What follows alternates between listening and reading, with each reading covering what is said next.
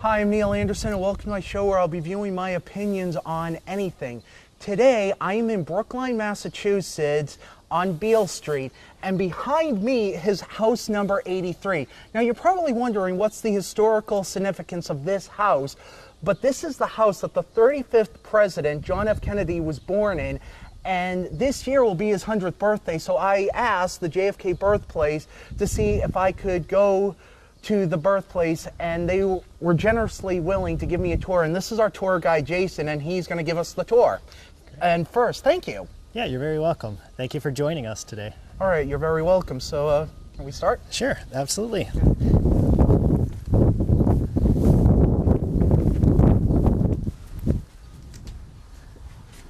Okay, well, welcome to the John Fitzgerald Kennedy National Historic Site. This is the birthplace home of President Kennedy. He was born here. He lived here till he was about 3.5 years old, until the family purchased a second home just down the road from here, about 3 blocks away. So Jack, as his family would call him, would spend about 10 years of his life growing up here in Brookline before the family moved to New York.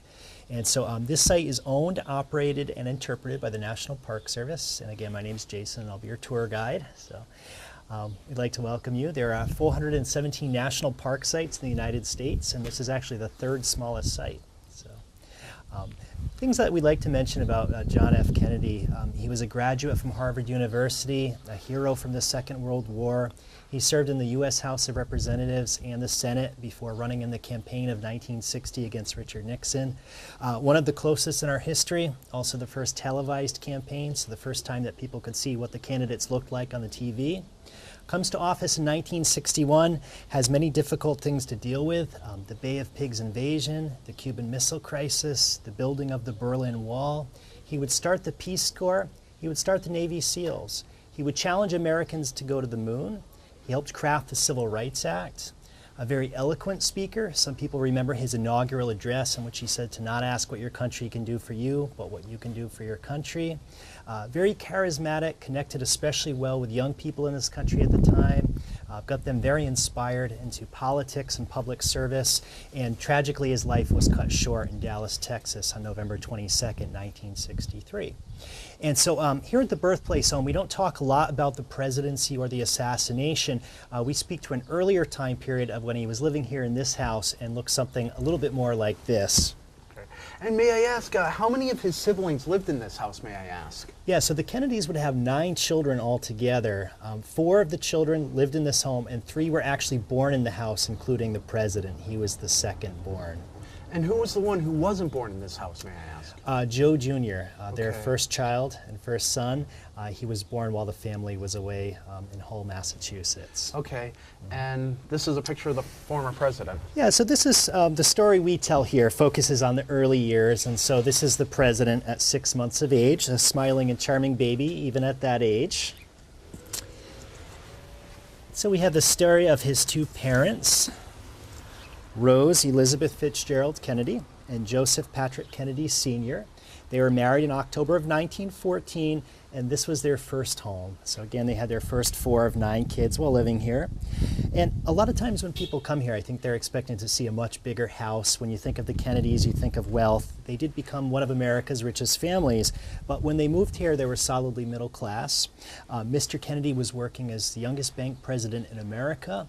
He also co-managed a shipyard out of Quincy, Massachusetts that saw lots of wartime production during World War I. So he starts becoming wealthy rather quickly.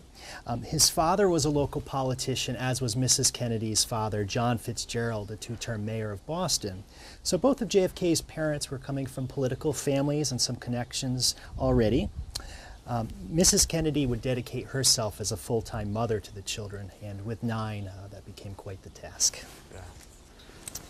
One of the reasons we like to start the tours from the front porch is this picture was actually taken right outside here, about where the fence meets the sidewalk, and it's of the 2 boys who lived here. You have John F. Kennedy, or Jack, he's a little guy, and his older brother, Joe Jr.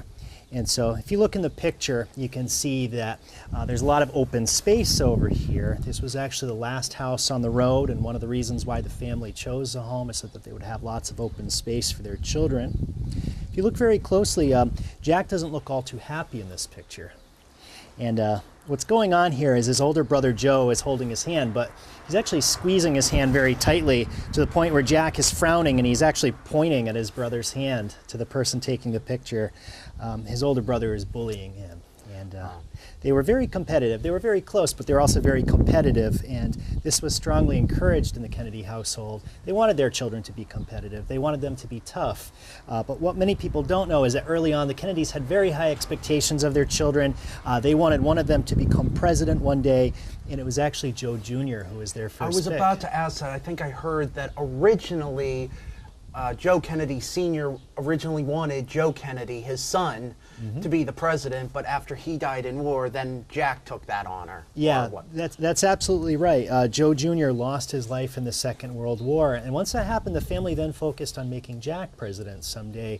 And Jack, as a child, was very much living in his brother's shadow. Joe usually did better in school than Jack did. Jack was very smart. He didn't always try his best. And Joe Jr. had a habit of listening to pretty much everything his parents told him to do. So he's very much the golden boy in the family, and Jack liked to get into mischief as a way of attracting his parents' attention and standing out in his brother's shadow a little bit. And so you're absolutely right that once Joe lost his life, the family then focused on making Jack president someday. And it's a role that he stepped into more gracefully over time, and he became the older brother in the family as well. So 3 days after the assassination, this is what this road looked like. All right, so pretty much it's out there. Yeah, exactly. This is what Beale Street looked like. Thousands of people gathered here to pay their respects to the fallen president. Well, how did people know that this was the birthplace home?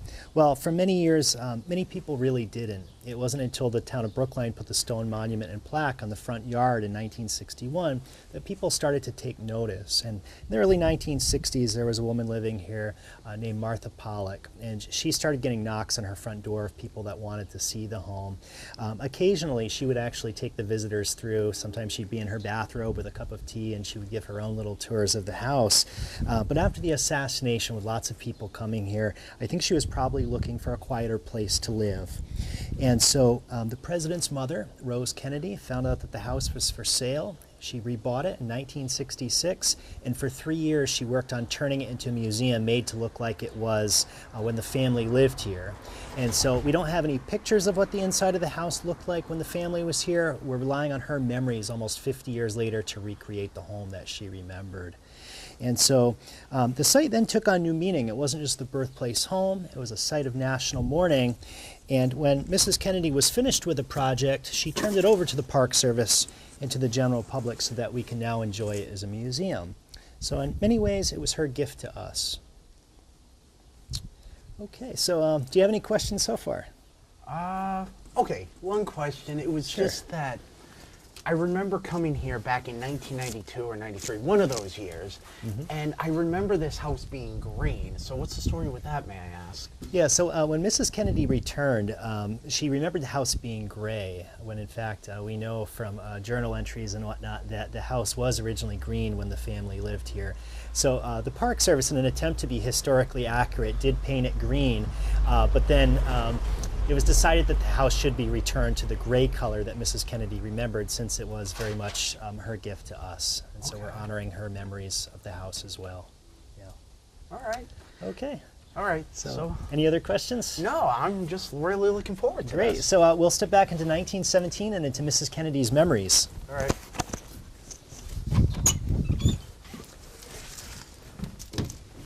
Come on in.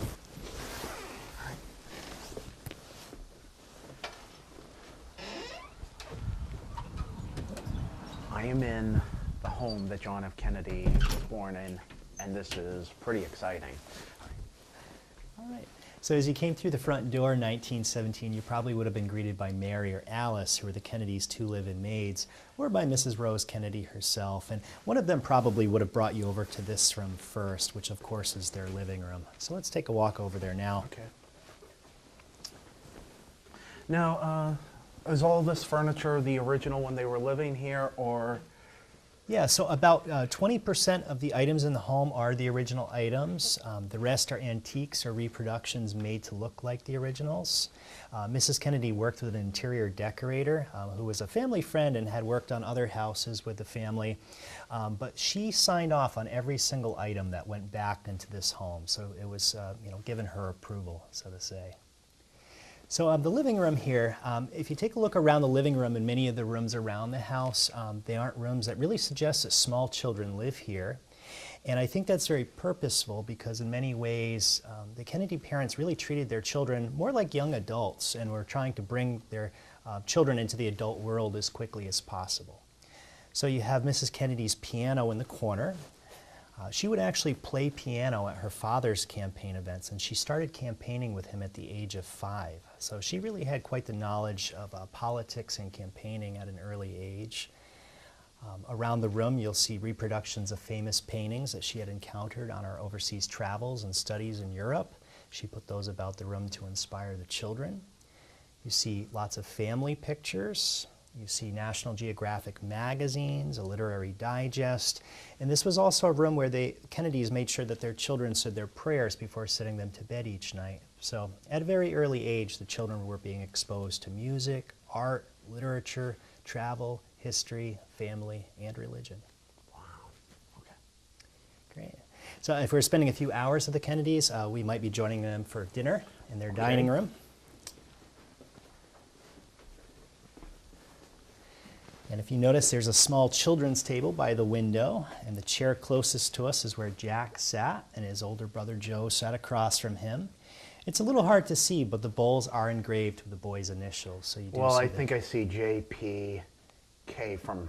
Yeah, right exactly. there. JPK Jr., and then the little bowl does say JFK on the side, but it's, again, a little hard to see from here. And that's the actual table that Joe Jr. and Jack sat in? The table is actually a reproduction, but Oh, the okay. porringer bowls are original. And Wow. most of the things in the dining room are original items. Many were gifts given to the Kennedys on their wedding day. So things that they would have held on to over time. Okay. So I always like to ask people, how would you describe this room? Well, it was definitely how I feel. I didn't grow up in this kind of environment with all the silverware, and my parents did have high standards for my siblings and I, but we didn't have the nice, not every night we had a tablecloth or the candles. Right. And definitely, like, I would say that that's silver, but what is that bowl or... Yeah, that's a porringer bowl. So they very much had a very nice array of cutlery and chinaware. It's just that I didn't have that as a kid, but there was a definite, standards were high. Yeah. Well, they took mealtimes. The Kennedy parents took mealtimes very seriously. It wasn't a time just to eat, but it was really a chance to engage their children in discussion. Mrs. Kennedy would say that for better or worse, the destiny of the world is shaped by those who get their ideas across. And so when they were a little bit older, she would actually post notes outside of the walls of the dining rooms with questions that she wanted the children to think about and come prepared to discuss at the dinner table. She would cut out newspaper clippings. The children were expected to have read those beforehand. So it was really a chance for them to speak up and to have ideas, to get their children really engaged in discussions. And that's perhaps why Mrs. Kennedy refers to it as the most important room in the house. All right, that's pretty neat. Yeah, absolutely. Okay. Yeah, so we'll head upstairs now. And so this room here is the master bedroom. It was the parents' room, and it's the room in which the president was born on May 29th, 1917.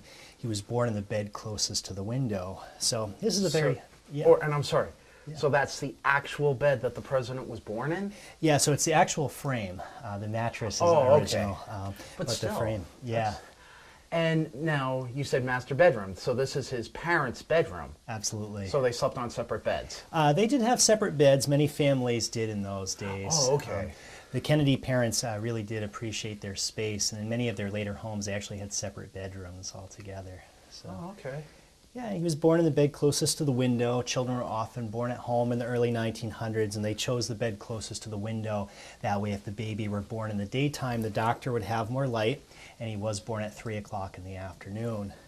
And so if he was alive today, we would actually be celebrating his 100th birthday at the end of May. And so this is a very big year for us. And there have been lots of special JFK 100 events here and also in the area. The pictures at the far end of the room are of the 4 children who lived here. From top to bottom, you have Joe Jr., Jack, Rosemary, and Kathleen.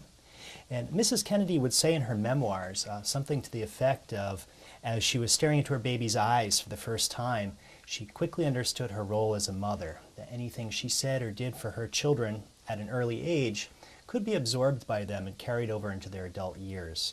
And so she took her role as mother very seriously. She became very invested in the lives of all of her children and even went on the campaign trail for those that later ran for public office. Cool. The bathroom you see here was actually the only one in the house, but that was a modern convenience for the early 1900s. Many people were still used to outdoor facilities, so very nice comfort that they had in the home. All right. Yeah. This room here is the children's nursery. This is a room shared by Jack and his older brother Joe. At this point in time, Jack would have been in the bassinet. He used that, all of his brothers and sisters, and even his own children, John Jr. and Caroline. Joe would have been in the bed. And so Jack was very sick as a small child. He had a variety of children's illnesses which were much more severe in those times. At the age of 2, he almost died of scarlet fever. He was, in fact, one of our unhealthiest presidents, and you would never get that sense from looking at pictures of him. But he had a variety of ailments throughout his life, and when he was sick here in bed, he liked to read books, or at this age to have books read to him. And he liked books so much that he became a speed reader over time, wrote several books of his own, and usually read a stack of newspapers every day as president to stay on top of events around the world and the United States. And so 2 of his favorite books are out for us to see, a book called King Arthur and a book called Billy Whiskers. King Arthur was a book that Mrs. Kennedy really liked. It's a story about knights and chivalry and many of the same types of values she was trying to instill in him. Billy Whiskers is a book she hated. She wanted to throw it away. It's a story about a goat who gets into all sorts of trouble, eating vegetables out of people's gardens, running away from home, getting into fights. And she felt that Jack got into enough mischief on his own. And we have all these wonderful stories about Jack and his time in Brookline, where the 2 boys went out and there was milk delivery in those times, and they actually stole the neighbors' glass milk bottles and were hiding them in the basement and then tried to sell them back to the neighbors later on. So they like to get into mischief. They like to pull practical jokes, and Mrs. Kennedy didn't want to inspire that through Billy Whiskers. But he definitely had a sense of humor, and that's something that would last with him throughout his life as well.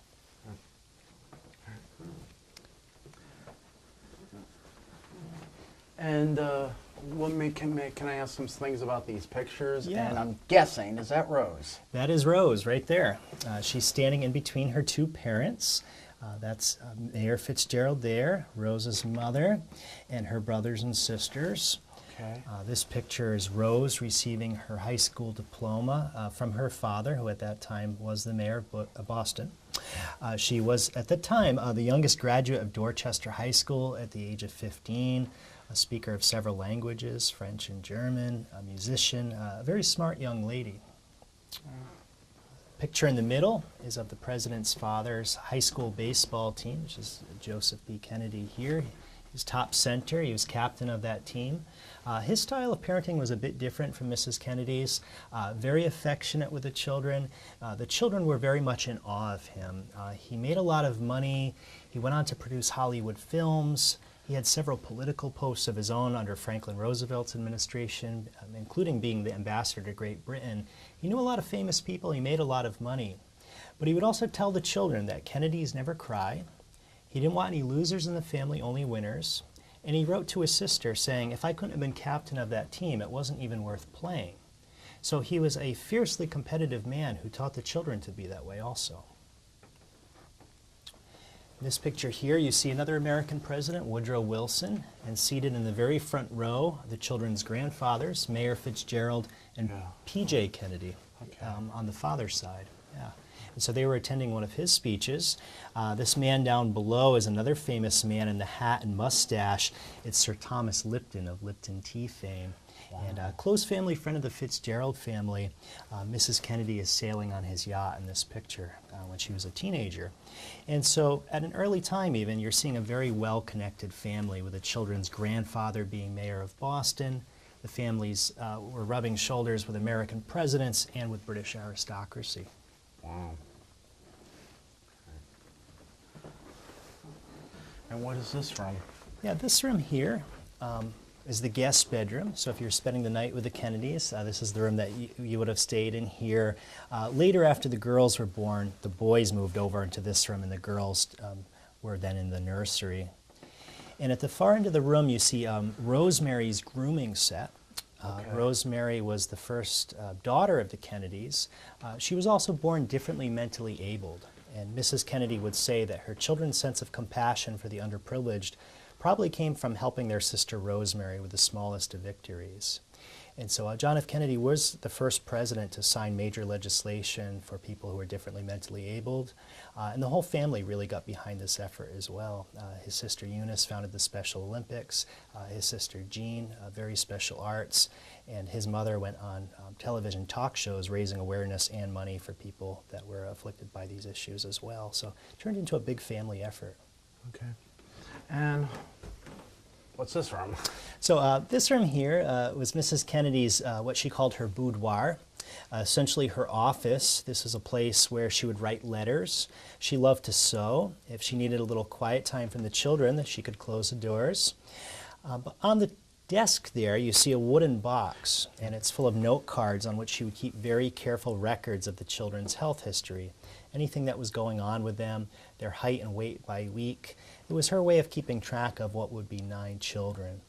But she also bought into something called scientific mothering. There were all these books being written in the early 1900s about how to properly raise your children, things like what degree the bath water should be set at for a child of a certain age, how many hugs the kids should get each day, lining them up in order of their age before they brushed their teeth each night, exactly 20-minute meal times, and if you were late, you missed what was served from before. And Jack, having a bit of a rebellious spirit, as a child especially, often challenged his mother and was usually late for dinner but on time for dessert. Sounds like me too. Yeah. But I do have a question. Sure. That door, yeah. Does that lead into the parents' bedroom? It does, yeah. Okay, cool. And it's a little deceiving the way it looks from here, but it is just a door and you just step right into that room. There's no hallway there. All right. Mm-hmm. Okay. Yeah. And so they did have 2 maids when they lived here, so there were 2 separate bedrooms upstairs. When Mrs. Kennedy came back to reconstruct the home, she wasn't really sure what to do with the space, but she knew that we would need to manage the site. And so we do have our offices up there today. That's cool. Yeah. So any questions while we're on this floor? No, I really don't. I think a lot of questions were answered, like you said. When the boys got older and the girls were born, they moved into that room. Mm-hmm. And yeah. And okay, so there were only 4 Kennedy kids that lived here. Mm-hmm. So it was Joe, Jack, Rosemary, and Kathleen. Kathleen, that's right, yeah. And when they moved to the house down the road in 1920, they had Eunice, Patricia, and Bobby Kennedy all at the house down the road. And then they would finally move from here, the town of Brookline, in 1927.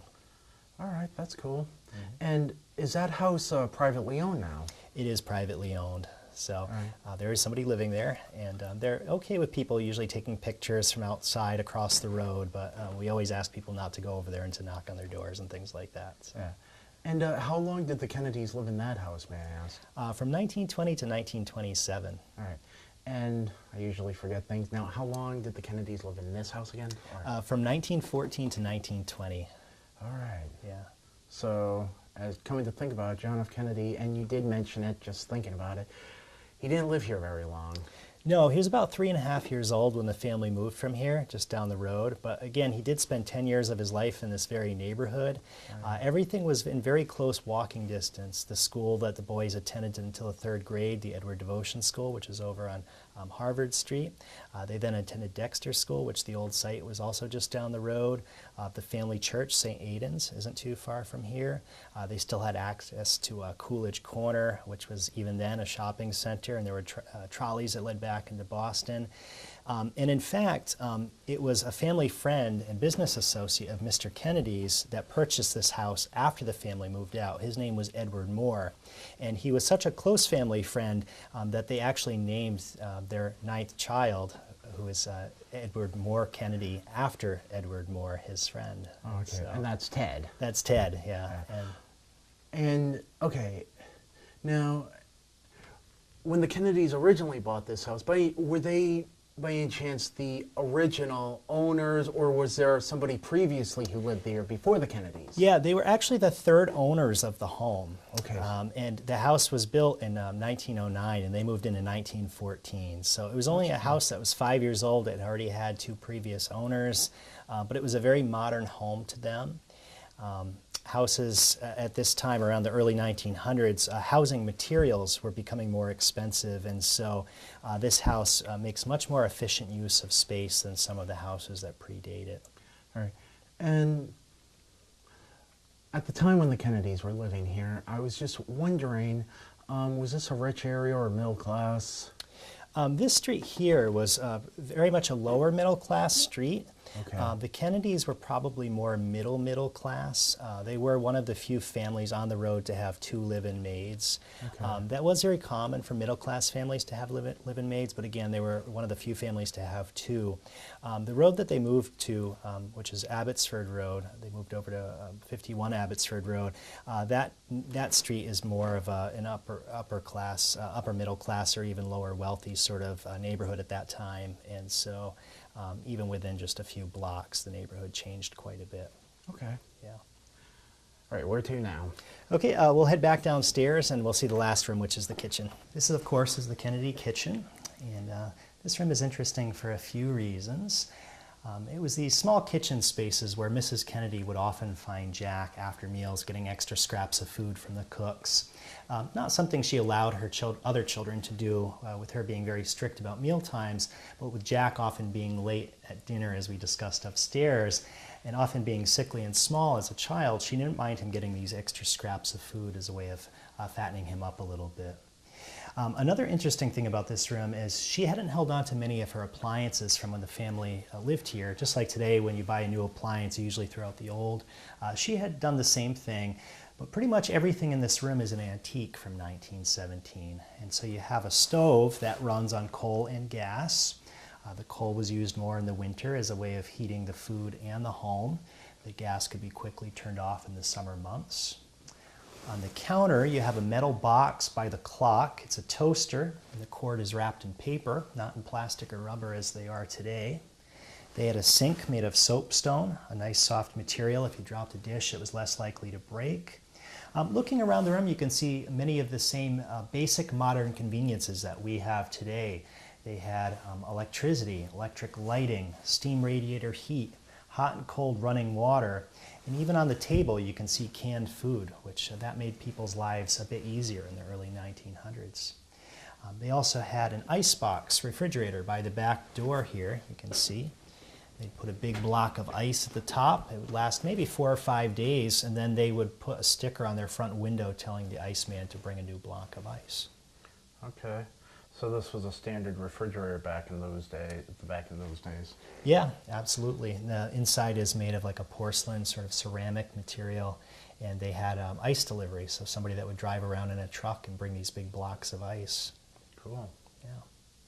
And so when Mrs. Kennedy reconstructed the home, she actually intended for her voice to be heard to visitors as they came through. And in this room, I'll play you what she has to say. Oh, cool. Thank you very much. You're welcome. There on the stove you see the bean pot. We always ate Boston baked beans on Saturday night. Warmed over for Sunday morning breakfast, they were perfectly delicious with brown bread. Everyone had their special recipe for Boston baked beans and piccalilli, which was usually served with them. with all the baby bottles to be sterilized, formulas to prepare, and meals to cook. This kitchen was a very busy place.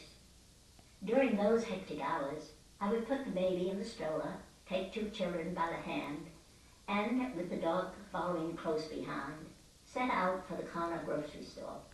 On the way back, we would usually make a visit to St. Aidan's Church.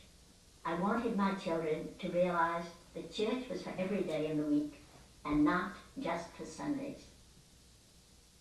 As you leave by the back door, imagine with me the laughter of these children as they played in the warm spring sun or built snowmen in the winter.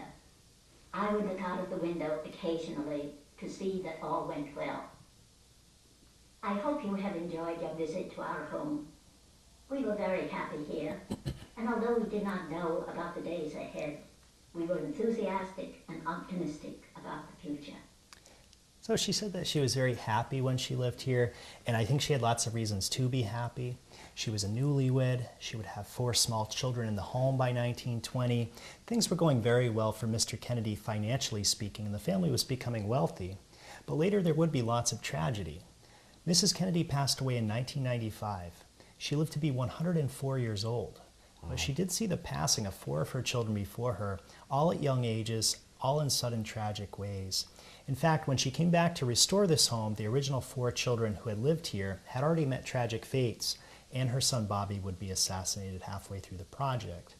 So for Mrs. Kennedy, she would say that it was her faith and with staying busy with projects like these that took her mind off of the tragedy and reminded her of a happier time. Yeah. Yeah, and so I always like to end just, whoever thought that, the nation's youngest elected president would have been born here, lived the first few years of his life here, growing up as a boy. He was not always the best behaved. He liked to get into mischief, didn't always try his best in school, and was often near death with many childhood illnesses. But he does become a president who inspired an entire generation of people in the 1960s, and he's still a president who inspires people today. I think that it was really funny when you say, yeah, you're right, because when did I personally get into him? I think, well, the Kennedys, but him too. I think that it was also personally the movie JFK, where Kevin Costner plays Jim Garrison. Mm-hmm. There was a movie trailer I was watching on TV, and in that trailer they showed a clip of John F. Kennedy in like a parade waving, and I'm thinking, who is that guy?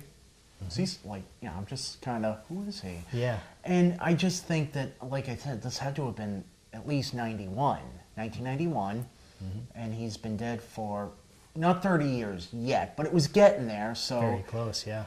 And, I just think that it's amazing. I'm like maybe 11, 12 years old, and like I said, he's been dead for almost 30 years at that time, and it's just amazing how he still has that charisma, that people are still interested in him. Right.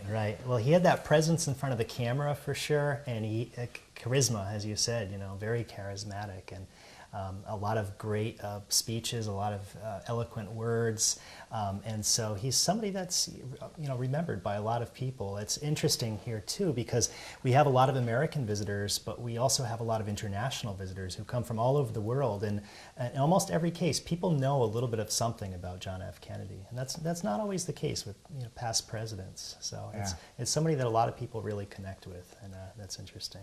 I think that it's also an honor, just saying that he's from Boston and I'm from Boston. I think mm-hmm. that was also an interest. There's also, I work at Stonehill College, and I didn't find this out until after high school that he was a senator at the time, but he made a speech at the college. Absolutely. And, he made a speech also in Massachusetts, after winning the election, and really just said, for 43 years, this has been my home, Massachusetts. And just so many of his life experiences happened here. So, definitely, Massachusetts residents, they have a hero that they can look back on. Yeah. Jason, thank you very much. Yeah, you're very welcome. Thank you for visiting today. Yep.